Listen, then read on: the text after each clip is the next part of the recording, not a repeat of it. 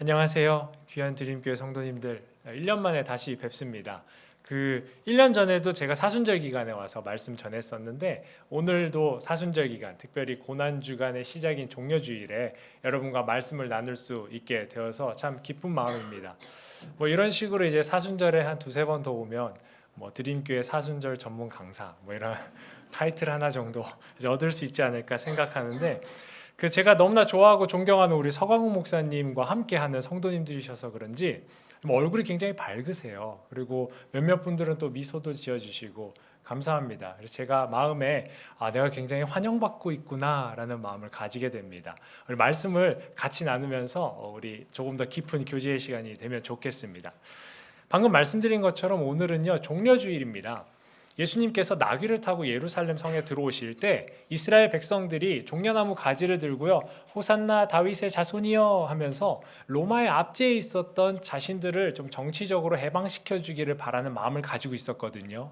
근데 이 사람들이 며칠 뒤에는요 빌라도 때문에 법정에 서게 되신 예수님을 향해서 십자가에 못 박아야 됩니다 라고 하면서 결국 예수님께서 십자가에서 죽음을 맞이하시게 되죠. 이 모든 여정을 우리는 고난주간이라고 부르는데요. 특별히 고난주간에는요 두 가지를 성도님들께 요청을 하는 것 같아요. 첫 번째는 예수님께서 겪으신 고난을 묵상하고 동참하는 것, 그리고 두 번째는요 그 고난의 원인이 되는 우리들의 그 죄를 회개하고요 예수님의 십자가 사건을 조금 더 의미를 되새기는 것, 이 두 가지를 성도님들께 요청하는 것 같아요. 첫 번째부터 잠깐 살펴보면요, 작년에 제가 말씀드렸지만 고난으로 드러나는 모든 현상의 내면, 그 중심에는 예수님의 희생의 사랑이 존재합니다 라고 말씀드렸습니다. 그러니까 예수님의 고난을 묵상합니다 라는 의미는 성경을 읽으면서 예수님이 여기서 한 대 맞으셨고 뒷장에서 두 대를 더 맞았고 아이고 얼마나 아프셨을까, 이거가 아니고요, 오히려 예수님이 얼마나 우리를 사랑하셨으면 이 고통을 다 참아내셨는가, 그러니까 예수님의 그 사랑의 크기와 깊이를 묵상하는 겁니다. 그리고 참여를 위해서는 우리 광고에서도 나왔지만 특별 기도회에 참석하기도 하고, 또 어떤 분들은 유튜브나 쇼츠를 좀 덜 보거나 아니면 보지 않는 그런 방식으로 참여하기도 하고요. 또 어떤 분들은 금요일에 금식을 하면서 동참하기도 하죠. 두 번째는요, 회개를 통해서 십자가의 의미를 되새긴다라고 말씀드렸는데요. 우리가 잘 알듯이 예수님의 십자가 사건의 궁극적인 목적은요, 이 죄로 인해서 단절되어 버린 하나님과 우리들 사이의 관계를 화해시키고 회복시키는 것 아니겠습니까? 우리가 로마서 5장 10절의 말씀을 함께 읽어보기 원하는데 함께 읽겠습니다. 곧 우리가 원수 되었을 때에 그의 아들의 죽으심으로 말미암아 하나님과 화목하게 되었은즉 화목하게 된 자로서는 더욱 그의 살아나심으로 말미암아 구원을 받을 것이니라. 아멘. 성경에서 죄라고 하는 건 내가 내 인생의 주인이다, 그러니까 내가 내 인생의 하나님이다 라고 하는 게 죄입니다. 그렇게 됨으로써 나를 창조하신 하나님의 그 창조 목적과 하나님의 성품인 거룩하심에 내가 연합하지 못하는 단절된 상태를 의미합니다. 그래서 우리의 죄로 인해서 이렇게 하나님과 원수가 되어버린 상태를 예수님께서 십자가에서 죽으심으로 말미암아 그 사건으로 한 번에 화해를 이루시는 겁니다. 그리고 부활하신 예수님을 통해서 우리의 구원의 확신이 가져지게 되는 겁니다. 근데 이 상태가 계속 쭉 지속되면 얼마나 좋겠습니까? 구원의 확신을 가진 채로만 살 수 있다면. 근데 이제 큰 문제가 하나 있는데요. 그건 바로 우리 인간이 죄 짓기에 능수능란하다는 겁니다. 내 인생의 주인은 납니다. 이게 너무 우리는 쉬워요. 그러니까 하나님과의 관계에서 지속적으로 단절 상태를 매우 자주 경험하게 되죠. 그래서 그리스도인들에게 요청되는 것이 바로 회개입니다. 즉, 내가 내 삶의 주인입니다가 아니라 하나님께서 내 삶의 주인이십니다 라고 방향을 바꾸는 겁니다. 그래서 나는 이 땅에서 이제는 하나님의 방식대로 살겠습니다 라고 다짐하고 하나님께서 가지신 그 거룩한 성품과 속성에 연합하여서 이 땅을 사는 것, 이게 바로 회개입니다. 그러니까 고난 주간에 예수님을 묵상하고 이제 회개하고 십자가의 의미를 되새기는 이 모든 목적은요, 어쩌면 부활절 이전에 우리와 하나님의 그 관계를 한번 되짚어 봅시다 라는 의미를 가지고 있을 겁니다. 여러분, 지금 제가 고난주간과 회개에 대해서 이렇게 설명을 말로 드렸는데 사실 이게 저한테는 그렇게 어렵지 않습니다. 굉장히 쉽게 말씀을 드렸습니다. 혹시 들으시는 여러분들도 조금 쉽게 이해를 하실 수 있었나요? 아닌가요? 어려웠나요? 네, 끄덕끄덕 해주신 분들이 계셔서 감사합니다. 그런데 제가 이제 신앙인으로 살다 보니까요, 이 회개의 실천만으로는 다 해소되지 않는 그 관계의 균열 상태가 존재할 수 있다는 걸 경험하게 됐습니다. 그러니까 뭐 때문인지 인식은 안 됩니다. 난 몰라요. 그런데 하나님과의 관계가 약간의 균열이 생긴 것 같은 거예요. 근데 나는 인식을 못 합니다.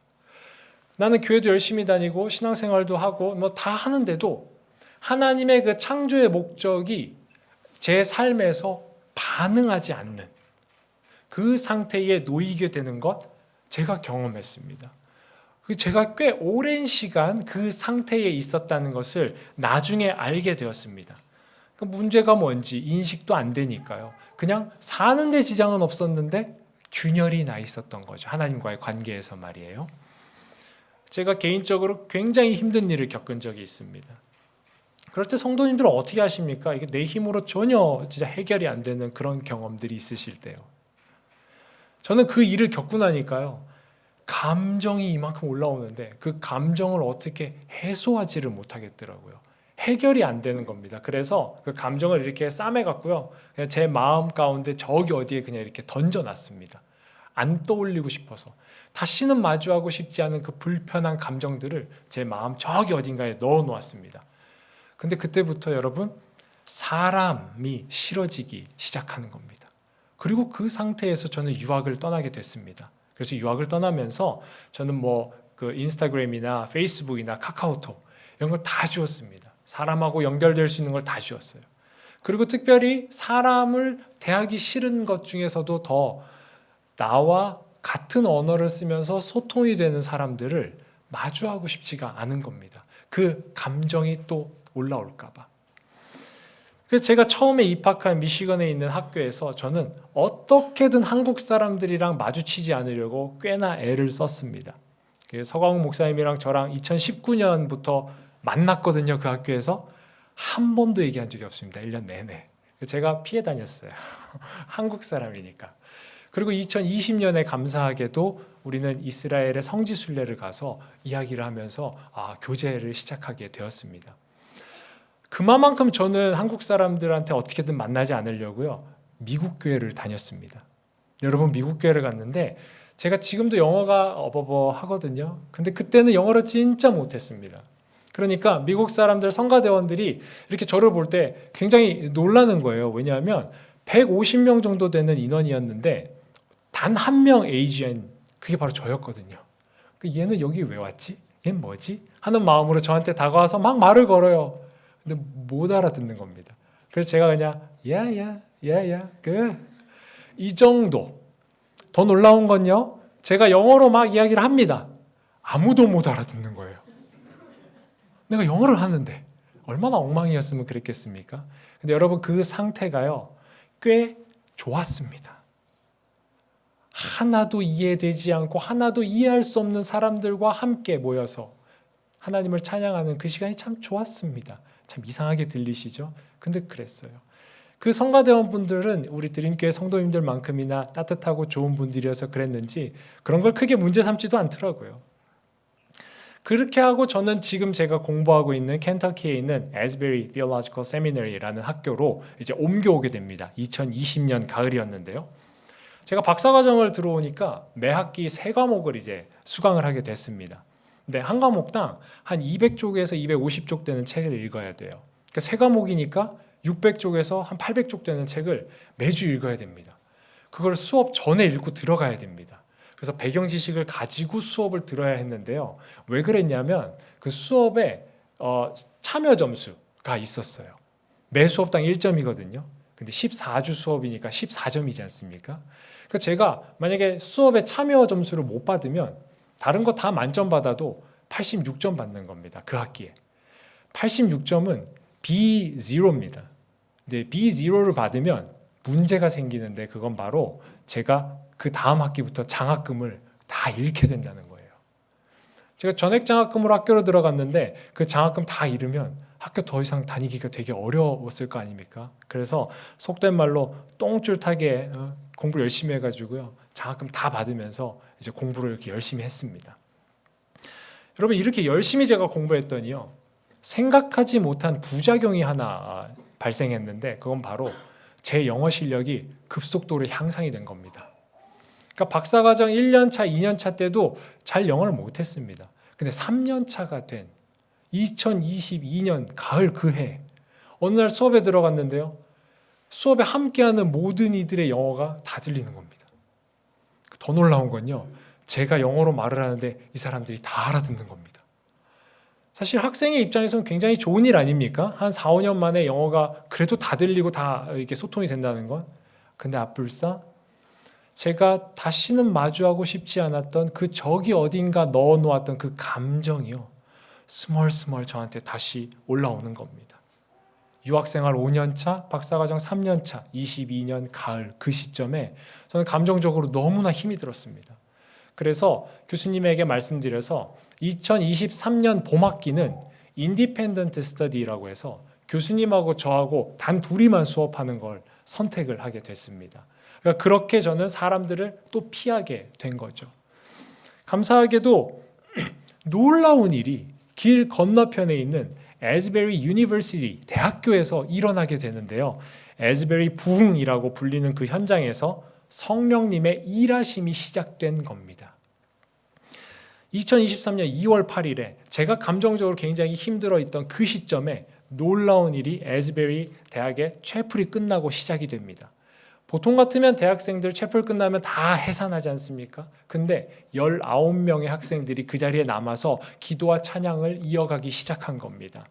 저녁이 되니까 그 학교의 대학생들이 누가 계속 기도하고 찬양하네 하면서 휴지 오디토리움 그 강당에 모여들기 시작합니다. 그 강당이 저녁이 늦었는데도 불이 켜져 있고 기도와 찬양 소리가 들리니까 길 건너편에 있는 저희 신학교의 학생들도 그곳에 참여를 하게 됩니다. 저는 사실 2월 8일 수요일에 무슨 일이 있는지 사실 몰랐습니다. 그런데 2월 8일 저녁 거의 밤늦게 저희 신학교 채플 담당자인 제시카라고 하는 목사님이 이메일을 보내왔어요. 이렇게 얘기했습니다. 길 건너편에서 놀라운 일이 일어나고 있습니다. 그래서 그 다음 날인 2월 9일 저도 거기에 참석을 하게 되었습니다. 한 2시간 정도만 참석했습니다. 왜냐하면 제가 책을 읽어야 되니까요. 근데 여러분 그 2시간 동안요. 찬양하고 기도하고 회개하고 그 회개한 사람을 우리가 모인 사람들이 용서하는 일이 계속 반복이 되었습니다. 제가 집에 와서 이제 책을 읽기 시작하는데 그 2시간의 경험이 저에게 기존에 제가 경험하지 못했던 그 무언가와 아주 따뜻한 그 무언가를 남겨주었습니다. 그래서 저는 내가 목요일, 금요일, 토요일 책을 조금 빡세게 다 읽고 다시 참석하고 싶다라는 마음을 가지고 2월 12일 주일에 다시금 그곳에 참석했고요. 그리고 아침부터 저녁까지 하루 종일 그곳에 있었습니다. 목요일하고는 다르게 강당 전체가 사람들로 가득했습니다. 진짜 강당의 그 의자 사이사이의 복도에도 사람 설 곳이 없을 정도로 가득했습니다. 사람들이 무릎을 꿇고요. 눈물을 흘리고 기도하고 찬양하고 간증하고 손을 들고 회개하고 회개한 자를 용서하고 이것이 계속되고요. 그리고 중간중간 4-5명씩 그룹을 지어서 함께 기도하고 또 그 사람들끼리 나누고 회개하고 용서하고 시간이 어떻게 지나가는지 모르게 빨리 흘러갔습니다. 정말 다양한 형제와 자매들, 민족들이 함께해서 이 부흥의 현장 가운데에서 성령님을 경험한 겁니다. 또 참석하고 싶었습니다. 그런데 전 더 이상 참석을 못하게 됐습니다. 왜냐하면 제가 또 갔을 땐 이 작은 시골 마을에 너무나 많은 사람들이 몰려들어서 더 이상 강당에 들어갈 수가 없게 됐습니다. 그래서 잔디밭에서 무릎 꿇고 기도하거나 아니면 신학교 채플실에서 영상으로 이제 참여를 하게 됐고 2월 24일에 이 모든 상황이 종료되었습니다. 여러분도 잘 아시다시피요. 성령님은 어디에나 계십니다. 성령님은 그리스도인들이 있는 곳이라면 언제나 함께 하시는데 그 이유는 예수님께서 약속하신 보혜사이기 때문입니다. 우리 요한복음 14장 16절 말씀을 함께 읽기 원합니다. 함께 읽겠습니다. 내가 아버지께 구하겠으니 그가 또 다른 보혜사를 너희에게 주사 영원토록 너희와 함께 있게 하리니. 아멘. 보혜사는요, 상담자 또는 변호인이라는 것을 의미합니다. 예수님께서 육신으로 함께 하실 때 그런 역할들을 하셨는데 이제 예수님께서 승천하시면서는 예수님이 하시던 역할을 담당할 분으로 성령님을 우리에게 보내시고 약속하신 겁니다. 그래서 우리 예배 이 현장에도요, 지금 성령님은 함께 하십니다. 놀라운 건요, 이 성령님이 함께 하시는 걸 넘어서 능력으로 일을 하시니까요, 상상하지도 못한, 생각하지도 못한 경험들을 하게 되었다는 거고, 제가 그걸 에스베리 부흥에서 경험한 내용들이 있어서 오늘 이 마음을 우리 드림교회에도 성령님의 일하심이 부흥을 통해서 임하기를 바라는 마음을 가지고 말씀을 계속 이어나가려고 합니다. 먼저 부흥이 뭔지를 조금 설명드릴 필요가 있을 것 같아요. 많은 그리스도인들에게 부흥이 뭐라고 생각하십니까? 라고 물으면 숫자가 늘어나는 거라고 생각하는 경향이 있는 것 같습니다. 부흥하면 숫자의 늘어남이 있는 거는 맞긴 맞습니다. 그러나 부흥이 숫자의 늘어남을 의미하는 데에는 저는 반대합니다. 그리고 제가 에스베리 부흥을 경험하면서 아니구나라는 걸 알게 됐습니다. 부흥은요, 성령님의 일하심 그 자체, 그게 부흥이고요. 숫자의 늘어남은 부수적인 겁니다. 그러니까 숫자의 늘어남이 부흥의 목적이 될 수가 없습니다. 부흥의 목적은 성령 하나님의 일하심, 이것뿐입니다. 숫자는 그 다음에 따라오냐 마냐, 이건 부수적인 거라는 거예요. 제가 에스베리 부흥에서 이 경험들, 발견한 것들이 무엇인가를 지금부터 여러분하고 한 3가지 정도로 나누면서 기도하는 시간을 갖기 원하는데 제가 몇 가지를 좀 말씀드려 보겠습니다. 첫째로 여러분, 성령님은요, 부흥을 통해서 문화라는 이름으로 형성되어 있는 한계성을 뛰어넘어서 일하시는 분이라는 걸 제가 알게 됐습니다. 각 나라마다 문화가 있지 않습니까? 그리고 그 문화가 다 다르죠. 근데 그 문화 안에서 자라고 살아가다 보면 내 문화가 어떤지 우리는 사실 우리 문화의 한계성이 뭔지 잘 모르는 경향이 있지 않습니까? 미국 사람도 똑같습니다. 그래서 제가 8년 동안 미국인들은 발견하지 못한 자기 문화의 한계성이 무엇인가를 보니까 여러 가지가 있는데 그중에 오늘 2가지를 크게 좀 나눠보려고 합니다. 첫 번째는 개인주의입니다. 그냥 미국인은 전체 다 개인주의라고 보셔도 됩니다. 그런데 이 개인주의인 사람들 중에서 미국 시골에서 자라난 백인들은요, 백인들이 다 그런 게 아닙니다. 미국 시골에서 자라난 백인들은 개인주의와 자기들의 민족주의가 조금 결합되는 성향을 보이고 그런 사람들이 아주 많은 학교가 제가 지금 공부하는 에스베리라는 학교입니다. 그러니까 이 사람들은요, 개인주의의 민족주의가 결합된 시골에서 자라난 백인이라 그런지 절대로 국제학생들에게 먼저 다가오지 않습니다. 항상 국제학생이 먼저 이들에게 다가가서 말을 겁니다. 아니, 자기들이 다수고 우리가 소수인데도 항상 우리는 그렇게 합니다. 더 놀라운 건 우리가 그렇게 해서 말을 좀 텄지 않습니까? 그러면은 그 다음번에는 올 법도 하지 않나요? 절대 다가오지 않습니다. 이게 너무너무 인종차별은 아닌데 인종차별 같이 느껴지는 이런 지점들이 좀 있습니다. 예를 들면 학교 식당에서 밥을 먹을 때 국제학생들이 앉아있는 곳에 백인 학생들은 절대 오지 않습니다. 그들은 그들만의 테이블이 있어요.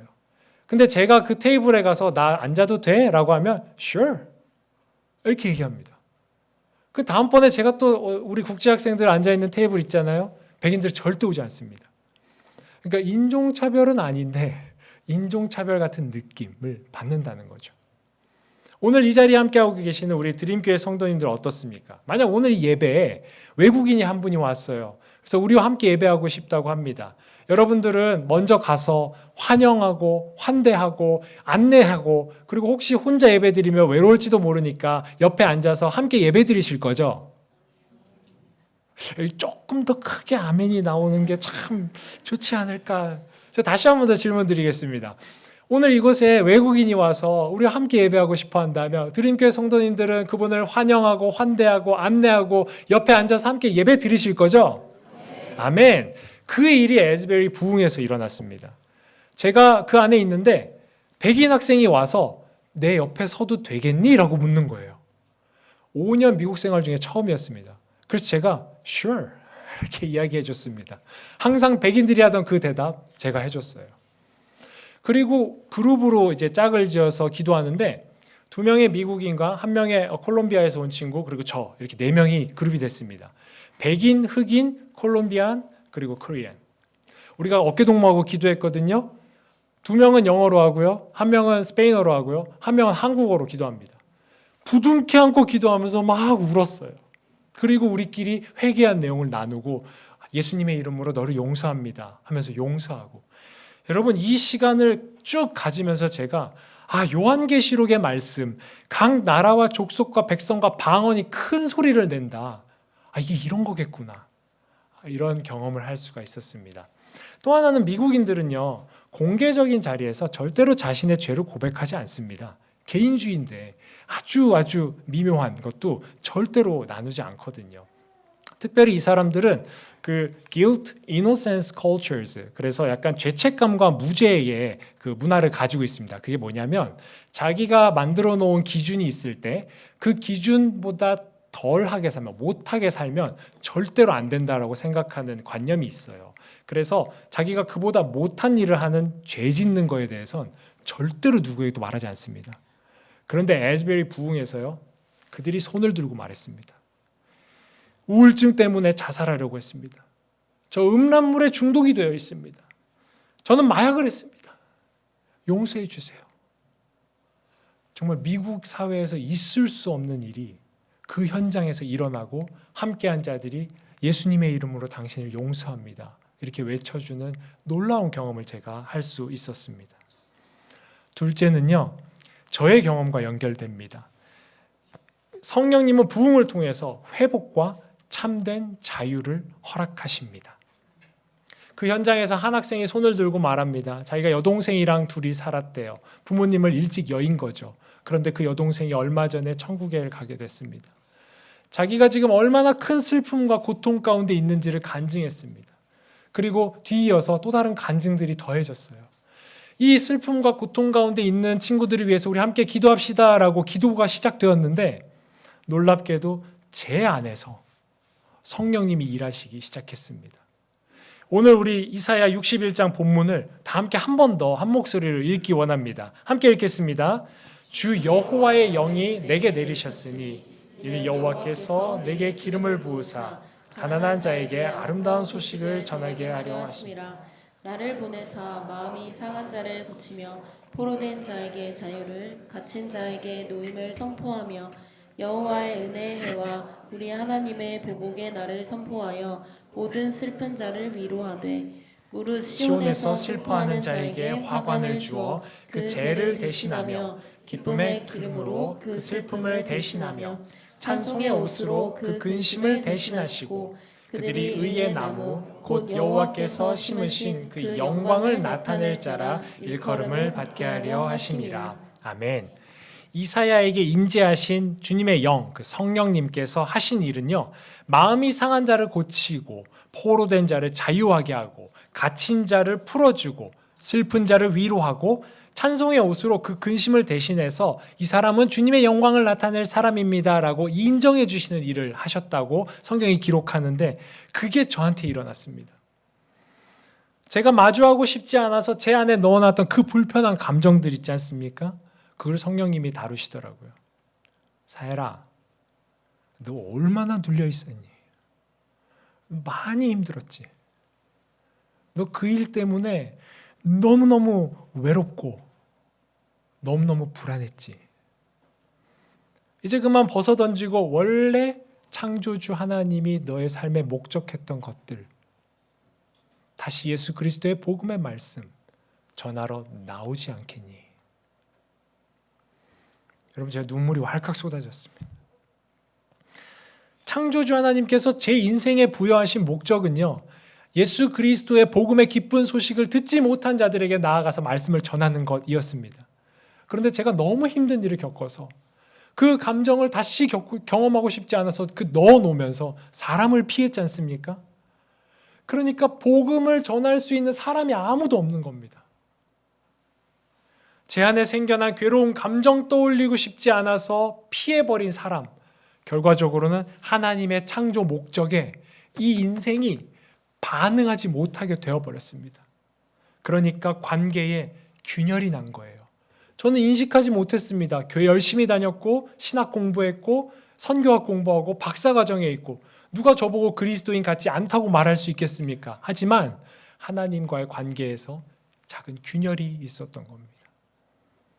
눌려있는 제 안에, 슬픔과 고통이 가득했던 제 안에 성령께서 오셔서 저를 만지시니까요, 오늘 본문 고린도후서 3장 17절의 말씀 같은 일이 제 안에 일어났습니다. 우리 함께 읽겠습니다. 시작. 주는 영이시니 주의 영이 계신 곳에는 자유가 있느니라. 할렐루야. 여러분, 혹시 드림교회 성도님들 중에 이 말할 수 없는 슬픔과 아픔, 그 눌림, 포로된 것 같은 갇힘, 이 상태에 계신 분이 있나요? 혹시 내가 인식하고 있지는 못해요. 신앙생활하고 교회 열심히 다니고 삶을 잘 살아가니까. 그런데 뭔가 하나님의 그 창조의 목적이 내 삶에서 구현되지 않는 것 같은 느낌적인 느낌들은 혹시 없으십니까? 성령님을 구하시기를 바랍니다. 성령님께서 부흥을 여러분에게 허락하시면요, 만지시고 치유하셔서 하나님과의 관계에 아주 작은 균열도 모두 회복시키실 거라 믿습니다. 마지막으로 성령님은요, 부흥을 통해서 하나님의 사람들을 변화시키십니다.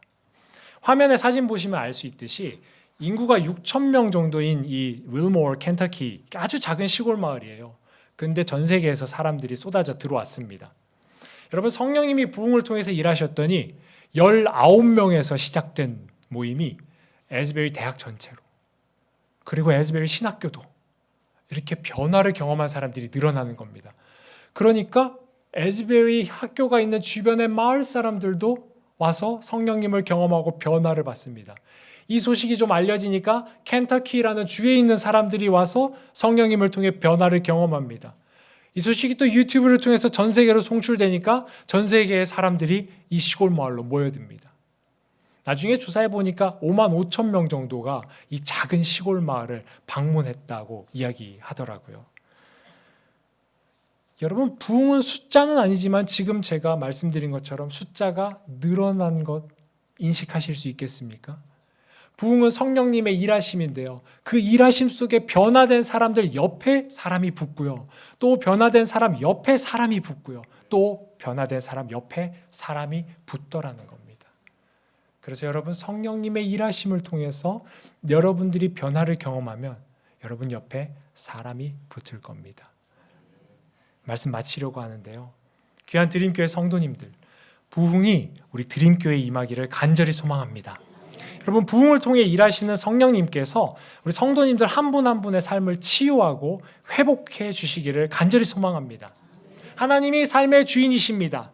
이걸 고백함으로써 거룩하신 하나님의 속성에 여러분 함께 하시길 바랍니다. 그래서 원래 그분의 창조 목적, 여러분 한 사람 한 사람을 향한 그분의 창조 목적이 온전하게 여러분의 삶 속에서 실현되어지기를 간절히 소망합니다.